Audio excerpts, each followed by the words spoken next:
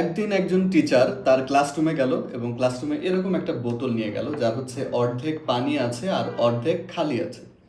এখন এটা নিয়ে যাওয়ার পরে তিনি হচ্ছে ক্লাসে যতগুলো স্টুডেন্ট ছিল সবাইকে বলল, সবাই তোমরা একটু আমার দিকে শোনো, আজকে আমি তোমাদেরকে একটা লেসন শেখাবো। এটা বলার সাথে সাথে সব স্টুডেন্টরা বললো, যেহেতু টিচারের হাতে এরকম একটা পানির বোতল আছে যার অর্ধেক খালি অর্ধেক ভরা আছে, তাহলে হয়তো উনি সেই আমরা যেটা শুনে আসছি সেই গল্পটাই হয়তো বা শোনাবেন। সেজন্য সব স্টুডেন্টই টিচারকে বললো, স্যার আমরা তো এই গল্পটা জানি, সো এটা আর শেখানোর কি দরকার। তখন টিচার বললো যে আজকে আমি তোমাদের সেই গল্পটা শেখাবো না যে গল্পটা তোমরা অলরেডি জানো। আজকে আমি এমন একটা জিনিস শেখাবো যে জিনিসটা তোমরা আগে কখনো শোনোনি। তো উনি কি বললো যে তুমি যদি এই যে পানির বোতলটা আছে এটাকে যদি তুমি 1 মিনিট এইভাবে ধরে রাখো সোজা করে, তাহলে তোমার অবস্থা কি হবে। বললো, স্যার এটাতে আমার কোনো কষ্টই হবে না।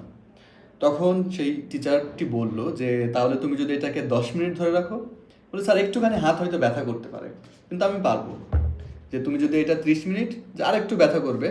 যদি তুমি এটা 1 ঘন্টা ধরে রাখো, তাহলে স্যার আমার হাত তো অনেক বেশি ব্যথা করবে। আচ্ছা তাহলে তুমি যদি এটাকে 2 ঘন্টা ধরে রাখো, স্যার তাহলে তো আমার হাত অনেকটাই অবশ হয়ে যাওয়ার মতো হয়ে যাবে, কারণ হচ্ছে আমি এতক্ষণ তো ধরে রাখতে পারবো না। তখন টিচারটা বললো, তাহলে যদি তুমি এটাকে 3 ঘন্টা ধরে রাখো তাহলে কি অবস্থা হবে। বললো, স্যার আমার হাত তো অবশ হয়ে যাবে, আমার হাতের উপরে কোনো কন্ট্রোলই থাকবে না, আমি তো ধরে রাখতে পারবো না।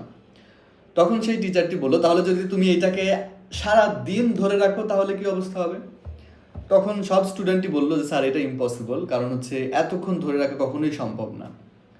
তখন সেই টিচারটি বললো, এক্স্যাক্টলি আমাদের লাইফেও আমরা অনেক সময় ছোট ছোট দুঃখ, কষ্ট, বেদনা এগুলোকে আমাদের ভিতরে ধরে রাখি এবং সেটাকেই সব সময় মাথার মধ্যে নিয়ে আসি, সেটাই নিয়ে চিন্তা করতে থাকি।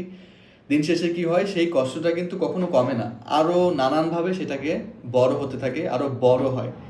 সো এই সকল দুঃখ কষ্টকে যদি আমরা চাই যে হচ্ছে এগুলো একটু ঝেড়ে ফেলে দিই, তাহলে দেখবে সেই দুঃখ কষ্টগুলো আর আমাদের মধ্যে থাকবে না এবং হচ্ছে আমরা একটা বেটার লাইফ লিড করতে পারবো। সো তুমি এর পরে যখনই তোমার মাথার মধ্যে কোনো ছোট ছোট দুঃখ কষ্ট আসবে, যে কি আমার ওই ওই জিনিসটা আমি করলাম না কেন, আহারে আমার হচ্ছে একটা কলম ভেঙে গেছে, বা ওই আহারে এরকম একটা কিছু হয়ে গেছে, ছোট ছোট বিষয় নিয়ে আমরা যেই ধরনের চিন্তা ভাবনা করি বা সেইভাবে যে আমরা কষ্ট পেতে থাকি, এগুলো যদি আমরা হচ্ছে ঝেড়ে ফেলে দেই, তাহলেই আমাদের ভিতরের যেই হ্যাপিনেস জিনিসটা সেটা চলে আসবে এবং দিন শেষে আমরা ভালো থাকতে পারবো।